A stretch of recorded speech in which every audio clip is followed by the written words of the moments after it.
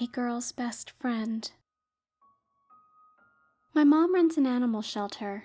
I was there all the time as a kid, playing with the dogs and cats. That's how I first met Boo, and, in a way, Ginny. I was playing with the cats when I heard my mother talking to someone. I ran, excited to see, since I knew she was showing people dogs to adopt. "Alicia," my mom said brightly. "This is the Wheelers. I think you and their little girl Ginny go to school together." She gestured to the family standing behind her. There was a short, stocky man, a woman with light blonde hair, and a little girl with strawberry blonde hair holding the woman's hand. She was staring at the cages where the dogs were. She turned her head to look at me, and I recognized her. She was really shy and kinda weird, always playing alone at recess, never really talking. When Ginny saw me, she looked down at the floor and mumbled, "Hi." "Hi," I said awkwardly. "The Wheelers are going to adopt a dog. Do you want to help them find one?" my mom asked me. "Sure," I said happily. I might have been a little weirded out by Ginny, but I loved seeing dogs and cats getting adopted into loving families.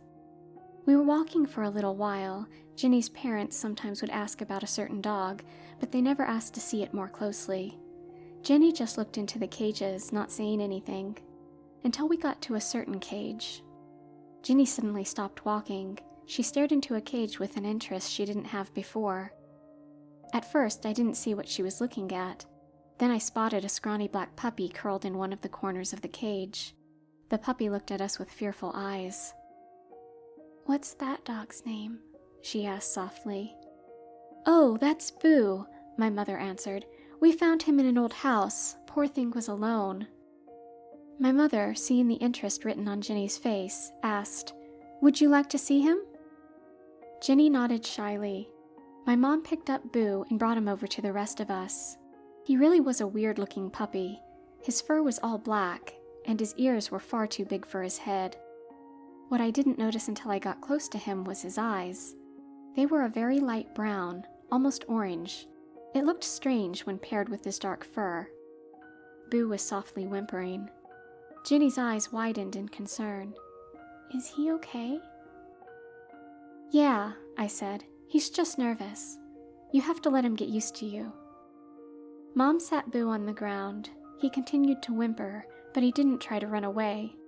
Ginny slowly crouched down, and I soon followed suit. "Why is he named Boo?" Ginny's dad asked. "There was a character in To Kill a Mockingbird named Boo Radley who lived in an old house and never came out of it. We thought it'd be cute to name him that since the puppy seemed to be born in that old house on Wilson Street and never left it. We still don't know what happened to his mother or siblings," my mother replied. Boo had calmed down and was now looking at us, still very cautious of us. Ginny slowly reached out her hand. Boo backed away at first. I was going to call him back when Ginny began talking. "It's okay. I won't hurt you," she said so softly I almost couldn't hear her. "I get scared when I meet new people too. It's mostly okay in the end." Boo looked at her and then with some hesitation came back closer. Ginny gently patted him on the top of his head, her fingers just brushing the top of his head. Boo sniffed her hand and then began licking it. Ginny giggled. I think it was the first time I ever heard her laugh. She started really petting him, and Boo seemed to enjoy it. Our parents, who were distracted by their own conversation, heard Ginny's laugh. "So is this the dog you want, Ginny?" Mrs. Wheeler asked. Ginny nodded and had the biggest smile on her face. "Absolutely. He's perfect." Ever since that day, Ginny and Boo were utterly inseparable. Whenever I went to the local park, I would see Ginny playing with Boo. If she wasn't doing that, she was walking him, or even laying down while reading a book, resting her head on his body. It wasn't very hard. My mom had thought he was a German Shepherd mix, and he clearly was. It was also clear his other parent must have been a fairly large dog, considering how big he was. By the time we were in middle school, Boo was taller than most little kids. Boo was a weird dog in general. From what I saw, he was always able to follow any order or direction Ginny gave him. It didn't really faze me at first. German Shepherds are usually very smart and extremely easy to train. That's why they're so often used as police or military dogs. It's just some of Boo's behavior could be strange. For example, when I was in 7th grade, I went to the park with my friend Jake to hang out. I admit I had a little crush on him. I don't know why, considering what a jerk he could be. While there, we noticed Ginny sitting under a tree while reading a book. Boo was of course with her, resting his head on her lap. "Geez, guess she's weird out of school too," Jake said. Yeah. I felt a little bad, but Ginny couldn't hear, and it wasn't like I was going to say it to her face. She's the only person I know who likes to be alone. Well, except for the dog. I looked back at Ginny, and I jumped just a little. Ginny was still engrossed in her book, but Boo was now staring at me and Jake. I thought he was going to look around or rest his head on Ginny's lap again. However, he just kept staring at us. Haha, looks like we pissed off the dog. Jake seemed completely at ease under Boo's glare. Maybe if we go over and mess with her, the dog will be the one to tell us off. I was going to roll my eyes when suddenly I heard loud barking. I turned my head back to the tree. There was Boo, still looking at us, up on his feet, barking with vigor. Ginny seemed surprised by Boo's outburst and was trying to calm him down. Boo continued to bark, his eyes never once straying from us. Ginny eventually just led Boo away from the park. Jake and I were a bit perplexed by this, but didn't think much of it. However, for the next 2 years, whenever Jake or I would see Boo, he would glare at us, assuming dogs are capable of that, and would bark if either of us approached Ginny.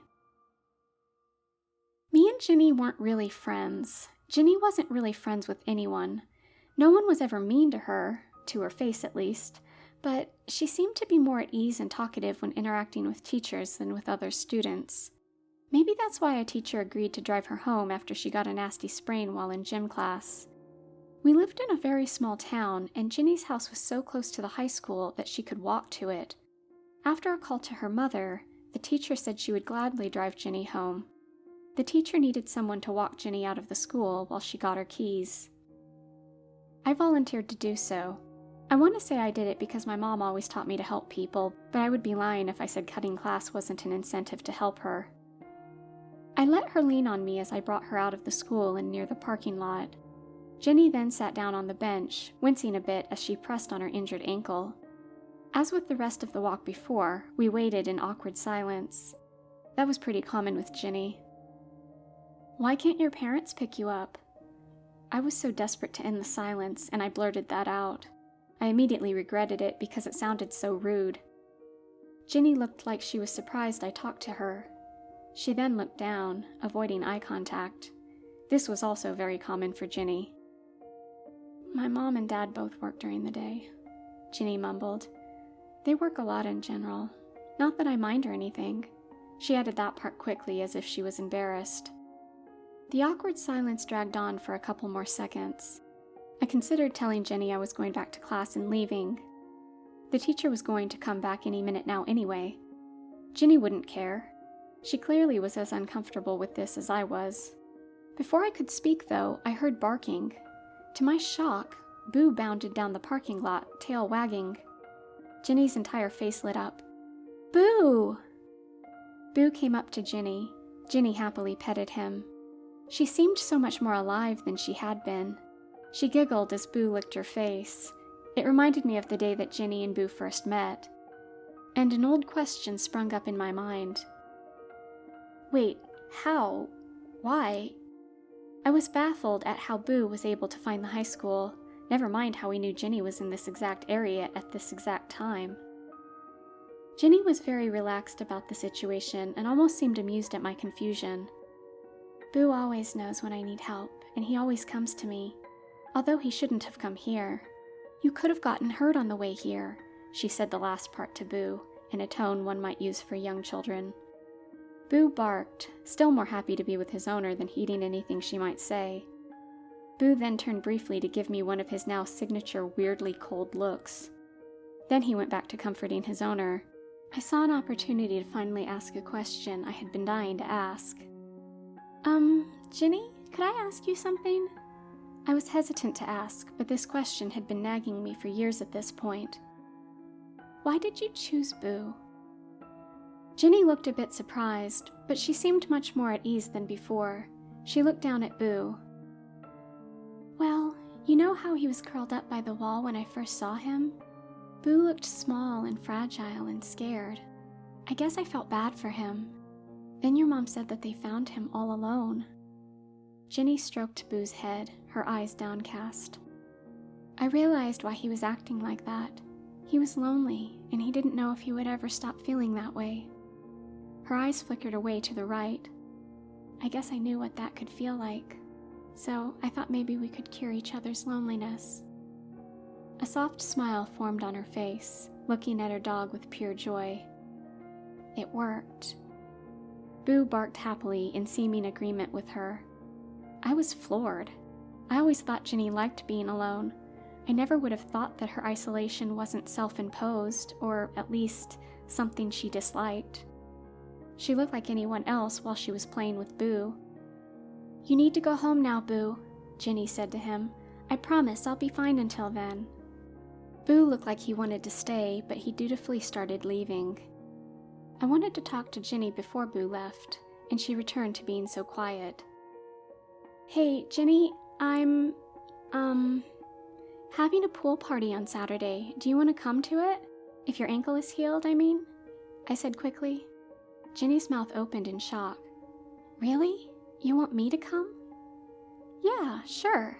We've known each other since elementary school after all. A huge smile formed on Ginny's face. Thank you. I'll come for sure. I smiled. It felt nice to make someone else feel so happy. Then I noticed Boo was still there. He was looking at me, but his stare lacked the normal intensity it had. Boo almost looked like he was studying me. Ginny noticed me staring at him and turned to him. Boo, you have to go. She made a movement with her arm, shooing him away. Boo, somewhat reluctantly, left. A few seconds later, the teacher came and drove Ginny home. Ginny waved at me before she left. After that, me and Ginny became friends. Not close or anything, but it was still something. Ginny was a good friend. It's just, sometimes I can't help but think, if Ginny and I never became friends, maybe what happened that day wouldn't have occurred. The year after Ginny and I became friends, I was taking my little brother trick-or-treating. Jake came with us because he had nothing better to do. My crush on him had waned over the years, but I still remained friends with him regardless. Big mistake. We got to Ginny's house. Ginny was sitting on a lawn chair with Boo by her side. She was dressed in a long blue skirt and had a flower in her hair. Boo had a novelty shark costume on. Ginny happily gave my brother some candy. I told him he could go over next door while I talked to Ginny. Ginny smiled when she saw me, and Boo even started wagging his tail. Ever since the day Ginny and I became friends, Boo had been far more friendly to me. I gave Boo a pat on the head. Wow, Boo the shark is on the loose. Ginny chuckled. Yeah, my dad found it at PetSmart. I dressed up like a mermaid to match, but I don't think I did a very good job. I think you look great, said Jake. Ginny and I both turned to him in surprise. Even after Ginny became my friend, he continued to maintain his Ginny is a weirdo stance. Boo stopped wagging his tail and began looking at Jake with a stern stare. Just as Jake had never changed his opinion of Ginny, Boo had never changed how he acted around Jake. You know, me and Alicia are going to a party later at Mallory's place. You can come if you want. Jake was acting way too nice. This should have set off alarm bells, but I was just happy he was being nice to Ginny. I don't know. I mean, I'm not good at parties. Ginny looked down. It'll be fun, I promise, I said. Ginny never really went out much, so I was trying to help her. Ginny put her hand on Boo's head as if it helped her build courage. Okay, I'll ask my parents if I can go. They said yes. They shouldn't have. Mallory's party was going great. Everyone was having fun. Ginny came a bit later than everyone else. She stayed close to me and didn't really talk to anyone else. She was starting to open up a little when Jake showed up, 2 drinks in his hand. He handed one to me and one to Ginny. Ginny wrinkled her nose when she took a sip of her drink. I didn't drink mine at first. We all started to go to Mallory's backyard to hear a local band made up of kids from our school. I figured Ginny was behind me. I was talking to some of my other friends when I took a sip of my drink. I immediately spit it out. I had thought it was apple cider, but upon tasting it, I realized it was really another drink they were serving at the party. Beer. I also remembered Ginny had been given a cup of this also. I knew she had never drank beer before, so she might not even know she was drinking it. I frantically scanned the yard for her, but couldn't see her anywhere. My blood ran cold when I realized I couldn't see Jake anywhere either. My friends tried to ask me what was wrong, but I was already running towards the door.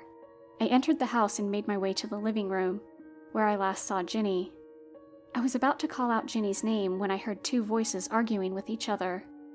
"Let me go," a feminine voice said. It was clearly Ginny's. She might have been trying to yell, but her words were slurred and she sounded disoriented. "Come on, it'll be fun," a male responded. It was definitely Jake. I ran into the living room to see Ginny and Jake standing near the top of the stairs.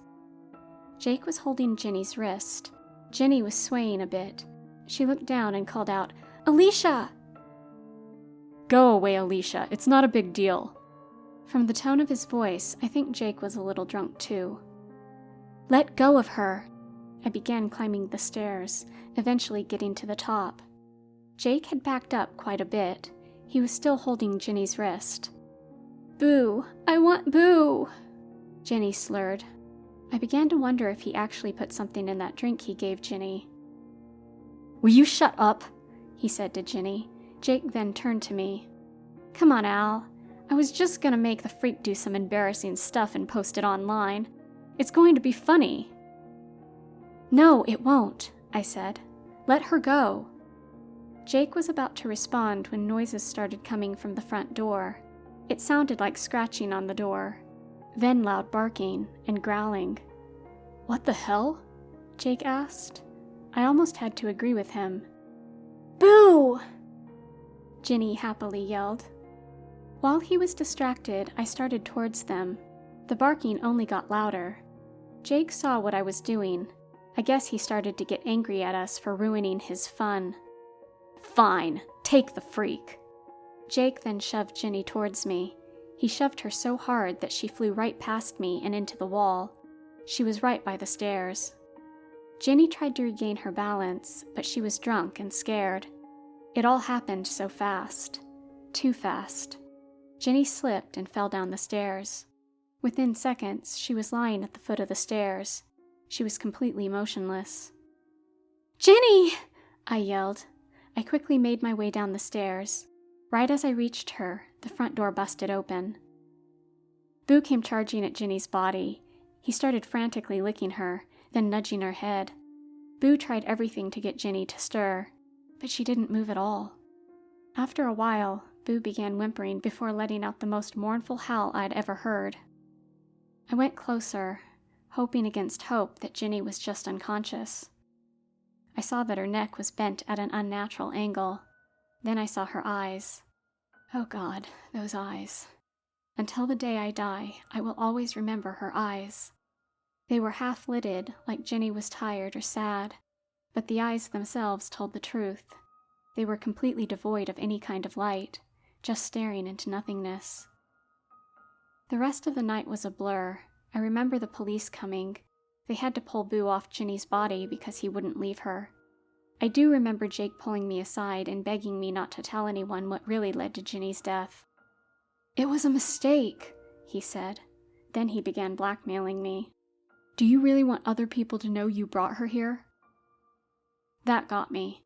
My parents were already going to be so disappointed that I was at a party with alcohol. I couldn't take the looks people would give me if they knew I was involved. Besides, I didn't want Ginny's parents to know just how frightened she had been in her last moments. So I just said that Ginny had slipped on her own. They might find alcohol in her system if they did an autopsy, but they probably weren't going to have one. And if they did, everyone would think she just tried it on her own. I was bad the first few days. I wouldn't leave my room. My parents thought it was just grief. but it was more of the intense guilt I was feeling. It also was the image of Ginny's dead body in my mind. I would see it every time I closed my eyes. This only got worse after Ginny's funeral. My parents told me I didn't have to go. I didn't feel the same way. I felt like I at least owed Ginny that. I was doing surprisingly well at the funeral, all things considered. This all changed when I saw Ginny in the casket. She had on a pretty dress. With her eyes closed, Ginny almost looked like she was sleeping. But as soon as I saw her, I flashed back to that terrible side of her body laying on the ground. Her empty eyes. I ran out of the funeral home. I desperately tried to catch my breath. The chilly fall air filled my lungs. After calming down, I felt like someone was watching me. I looked around and saw him. Boo, sitting across the street. His light brown eyes bore into me. I began to back away. Boo started to growl. I was about to go back inside when I heard the door open. I turned to see Ginny's mother peek her head out. "Alicia? What are you doing here?" she asked. "I was, getting some fresh air." It sounded so stupid I almost cringed. Mrs. Wheeler's expression softened. "I understand. I know you and Ginny weren't that close, but she really does appreciate your friendship. Did appreciate your friendship." Just being near her was filling me with such an intense sense of anxiety. Now I had to see her grief firsthand. I betrayed Ginny in death. I was still doing it now, lying by omission to her mother. At her funeral, no less. It made me want to throw up. I quickly tried to change the subject to something, anything else. "I saw Boo just now. He must have gotten out." Again, I immediately realized what a mistake I'd made. Boo was Ginny's shadow. Of course Ginny was going to be brought up again. For all I knew, her parents brought Boo here to let him say goodbye or something. Mrs. Wheeler began frantically looking around when I said that. "Where?" He's over there." I turned to point where I saw Boo. He had seemingly vanished into thin air. Where did he go? "Oh no." Mrs. Wheeler looked devastated. "Boo ran off the night, Ginny." She couldn't bear to say it. "I'm sorry," I said awkwardly. I just didn't know what else to say without spilling everything out. "That dog meant the world to Ginny," Mrs. Wheeler said quietly. "He was at least a living part of her. Now that's gone too." I could hear her voice shake. It was obvious she was about to break down. I should have comforted her, or got someone or something. I just ran away like the coward I was. I ran all the way back to my house. My parents were right. I shouldn't have gone. I eventually went back to school. The school had a moment of silence for Ginny. The atmosphere around the school felt somber for the first few days.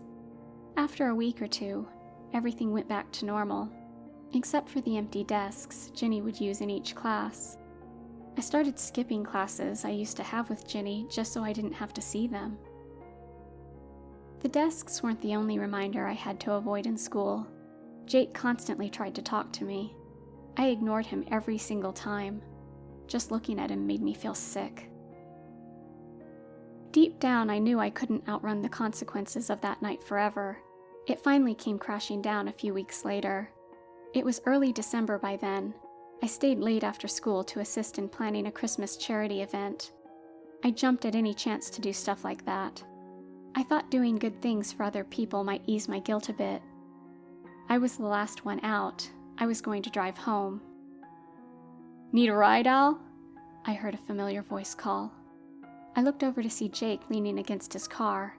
He was twirling his keys in his hand. I knew exactly what he was going to offer. I began walking, pointedly ignoring him. I was about to get into my car when Jake drove his car in front of me and stopped. Jake popped his head out of his window. "We need to talk, now." "We have nothing to talk about." "Actually, we do." He roughly grabbed my wrist. "I could deal with the silent treatment, but that damn dog is too much." "What?" That caught my attention. "Oh, don't play dumb with me. Jake sneered. "Ginny's freaky-ass dog keeps on coming to my street. Every damn night I look out my window to see that dog staring at me. I don't know how you or whoever else you told trained him to do that, but I'm sick of it." "I didn't train him to do any of that. I've barely seen him since Ginny's funeral," I protested. Jake's grip on my wrist became so tight I yelped from pain. Jake bared his teeth. "Do you expect me to buy that?" Jake suddenly stopped his tirade. He was staring over my shoulder. I turned my head to see what it was. Sitting in the parking lot was Boo. Boo was sitting about 20 feet from us. He was under one of the street lamps. In the light, he looked more like a shadow that had rose up from the ground than a dog. "Call him off!" Jake said through gritted teeth. "I told you, I don't have anything to do with this," I yelled. I managed to free my wrist from Jake's grasp. "We need to call Ginny's parents. They've been looking for him." Jake was about to say something when Boo started growling. Boo slowly got up and was now stalking towards us. "Get away, you stupid mutt!" Jake shouted. Boo's growling turned to even louder snarling. I could now see his eyes.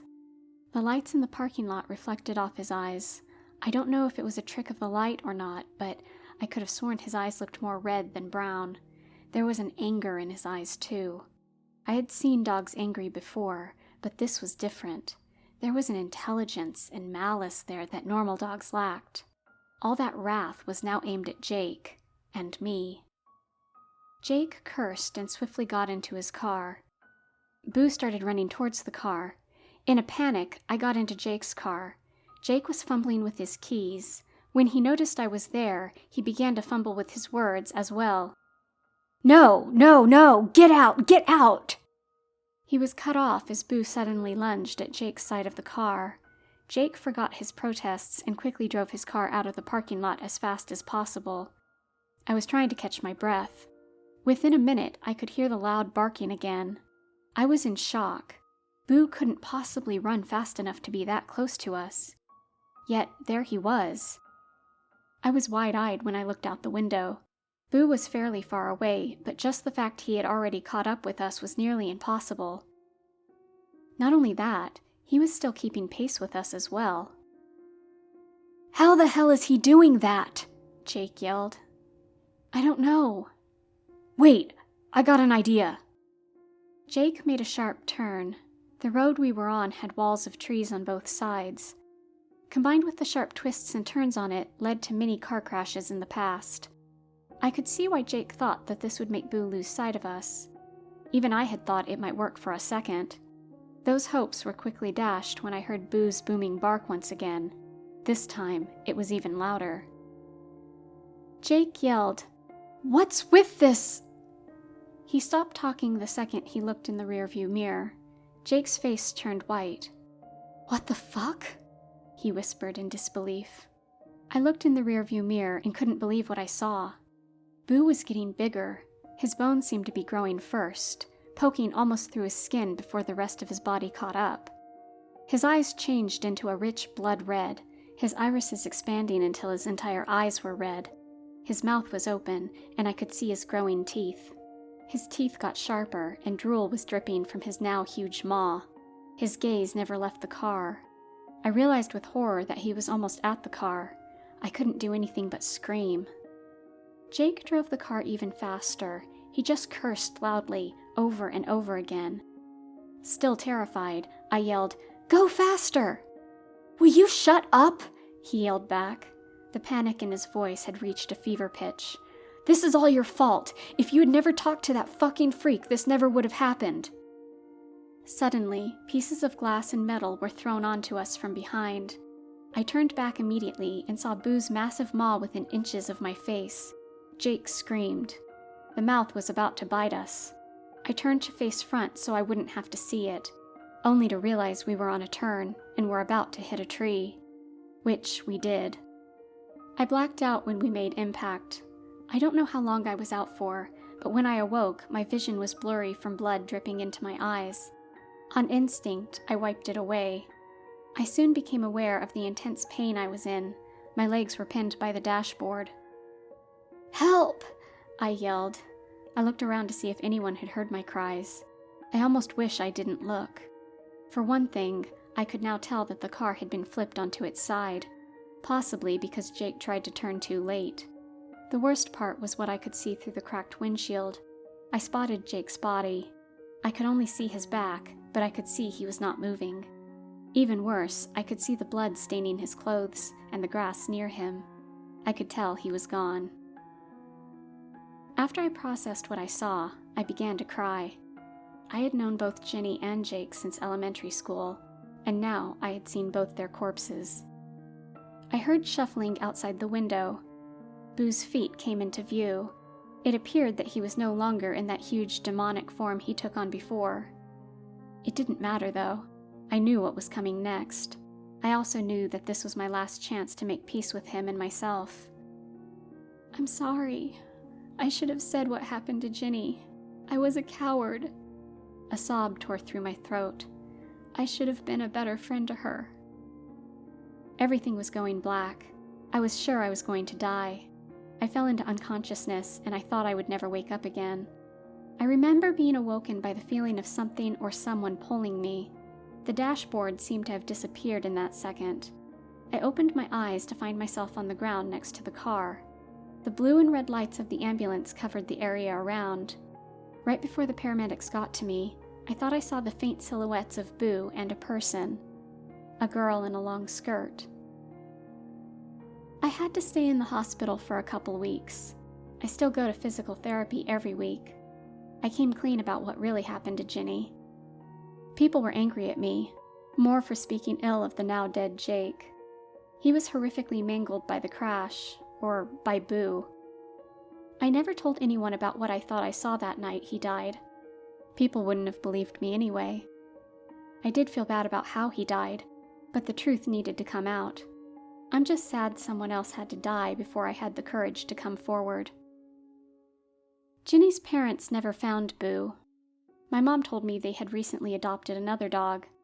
In Ginny's memory, they apparently said. I'm glad. I think Ginny would have liked that. As for me, I'm trying to move on with my life.